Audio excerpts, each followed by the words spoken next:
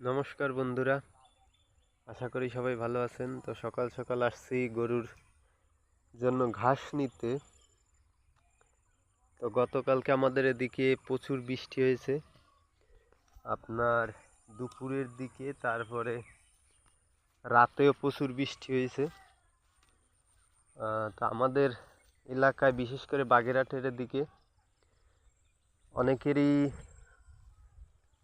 বেশিরভাগ মানুষেরই ধান কাটা মাঠে। তো বুঝতেই পারছেন কি অবস্থা। শুকনো ধান একবার যদি বৃষ্টিতে ভেজে তো এর চেয়ে দুর্ভোগ আর নাই। আমার ধান যদিও কাটি নাই, এখনো কাটার মতো হয়েছে। তো এই বৃষ্টিটা যদি কয়েকদিন আগে, বিশেষ করে আপনার যদি 15টা দিন আগে হতো তাহলে সব মানুষেরই উপকার হতো। তো কালকের বৃষ্টিতে ক্ষতি বলতে বেশিরভাগের মানুষের ধানই মাঠে কাটা অবস্থায় আছে, কারো বাড়ি পালা দেওয়া, তো সবই ভিজে আর কি একাকার হয়ে গেছে। তো আজ আসছি সকাল সকাল গরুর জন্য খাবার নেব। তো আমাদের ধানের অবস্থা দেখাই যে বর্ষার পরে ধানের কি অবস্থা। তো এই হচ্ছে আমাদের ধানের অবস্থা এখন বর্ষার পরে। প্রচুর বৃষ্টি হয়েছে গতকাল, প্রচুর বেশি হয়েছে আপনার রাতে, মাঝরাতে, গতকাল দুপুরের দিকেও হয়েছে, কিন্তু রাতে সব থেকে বেশি হয়েছে। তো এই হচ্ছে আমাদের ধানের অবস্থা।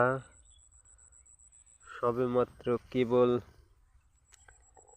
পাক ছাড়ছে ধানে, অল্প কিছু দিনের মধ্যেই কাটা যাবে।